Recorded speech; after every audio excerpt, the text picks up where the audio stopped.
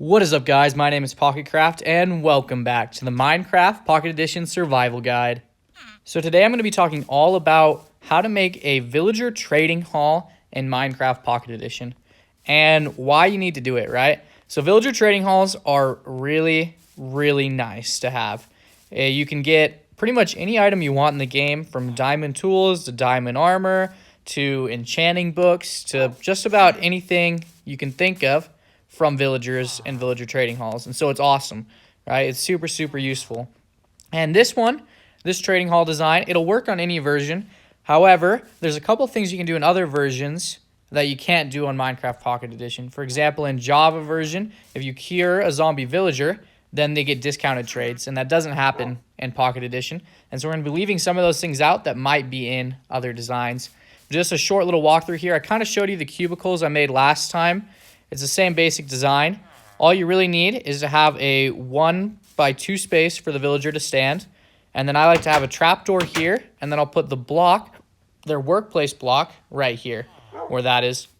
And now in Pocket Edition, for them to get a job, they do need a bed.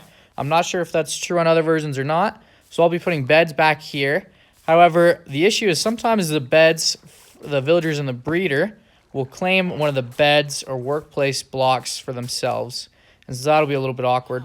And so there was actually a kid in the corner here that I had to get rid of, and so that's why there's a little weaponsmith right there.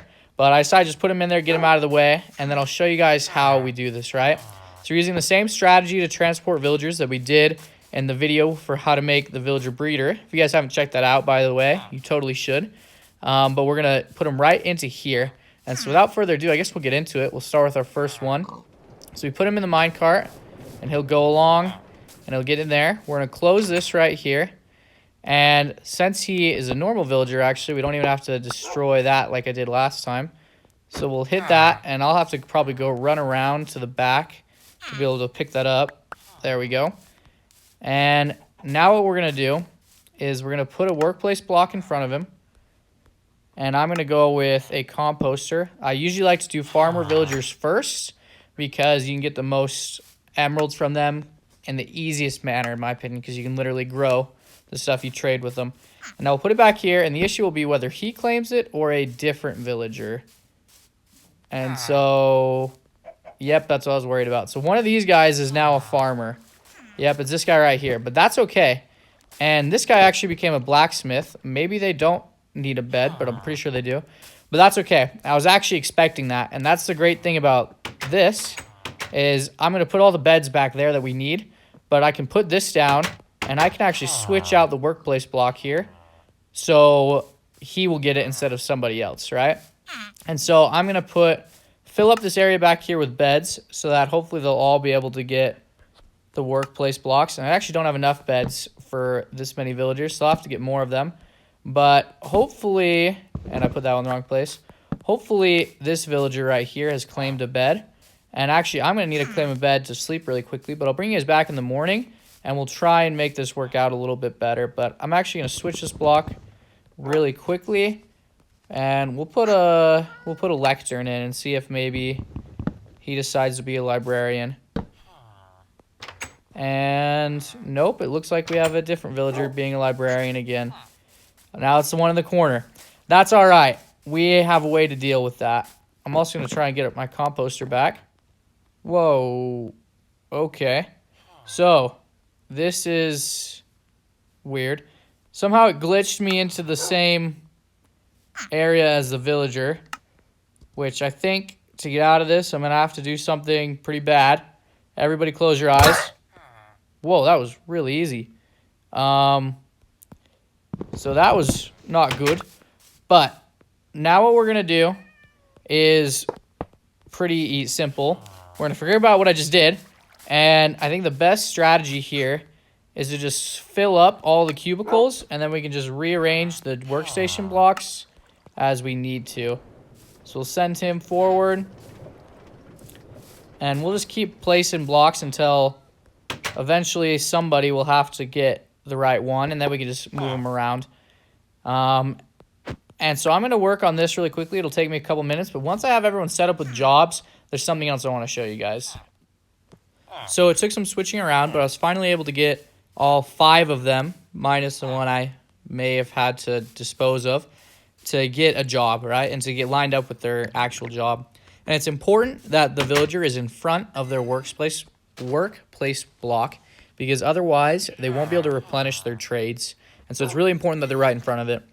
And then another thing I realized I had to change was I had these facing right here, so it's out here. But the trapdoor needs to be like this, because the way I had it, when I would try and change the villager's block, they could walk forward, and I had to punch this guy to move him back. But the one thing I really wanted to show you guys is how you can change a villager's trades. So if you have traded with a villager, they're set in their workplace. And so if you've traded with a farmer, he will be a farmer. And not only that, his trades will be the same. They won't change. However, if you don't like their trades, you haven't traded with them yet. So like this guy, he is a carrot. You can trade carrots with him for emeralds, but I don't have any carrots. And so I'm going to try and switch him to either potato, wheat, or beetroot. So I'm going to put it there again after you break it, and then you bring it back, and their trades do change eventually, right? And so it can be a little bit randomized because carrots is still one of the options, so he can get carrot again. But if you replace it, eventually it should change to something else. And now it's potatoes, right? And I actually want him to be potatoes. It's the one I really wanted. And so I'm going to trade with him, so that way his trades are locked in. Now he's only going to be potatoes right there for the first one. So I'm going to go through and kind of check out with all these guys what they have. It's hard to tell with blacksmiths and armorers early on, so there's not much you can do there, but this is the really important one. So librarians can sell enchanted books. And this is really important, which we haven't gotten much into enchantments yet in this game, in this series, but enchantments are really important. There are some enchantments that can, like there's one called mending, which can repair your armor or weapons just by getting experience, by taking out guys. And that right there actually is a really good one that we might leave it out for now. This one is looting 3. Looting is an enchantment, which we'll have to do an enchantment video soon so we can help you guys understand that. But looting is an enchantment where when you kill a mob with your sword, if it has looting on it, you'll get more of the drops, right? So if you kill a cow, you might get like 3 leather instead of 1 or whatever. It just depends. And so that's the basics of how this works. Then this is a cleric. You can trade rotten flesh for emeralds and stuff like that. So there's a lot of things you can do with villager trading halls. And so we're going to expand on this, make it a lot bigger. But this is just kind of the intro to it, explain to you guys how it works. And so I'll be doing this in the background for a couple episodes probably, ramping up the villagers, ramping up the trader, ramping up all of that, making it much better. Then I'll probably have to make some automated farms to get some of the resources that we really need for these. And that's actually something that I might do today. I think that's what we're going to actually no. We'll make a separate episode out of that because that's a lot of content. But there's one thing working on that I wanted to show you guys that I realized I forgot to talk about. So I've covered most of the crops in here, but there's a crop in the game called sugarcane, which is these green things right here. How sugarcane works is it has to be planted next to water on either dirt or sand, or it won't work. And how it works is it starts with 1 block and grow up to 3 blocks tall, and then you can break it and you can replant it. And so just to show you guys, right, this block is not adjacent to water, so I can't plant it here. But if I go over here to this block, which is adjacent to water, I can plant it, right? And sugarcane, you can turn it into sugar, obviously, but you can also turn it into paper. And paper can be used to make books, which you'll need for enchanting setups and things like that. And so we will do enchanting soon. I just need to grow some more sugarcane before we do that. So really quickly, I just wanted to correct a mistake that I made in an earlier video. I told you guys that to tame a horse, all you had to do was get on and then use your saddle and you're fine. That isn't true. Sometimes they do buck you off. You just have to keep getting on and off until some hearts appear usually. And sometimes it doesn't even take that. Like with this guy, I just hop on and then he's good. But sometimes it doesn't happen like that.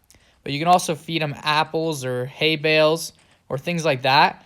I think it's just apples and hay bales. Maybe wheat as well. But you do that, and then that can help tame them as well.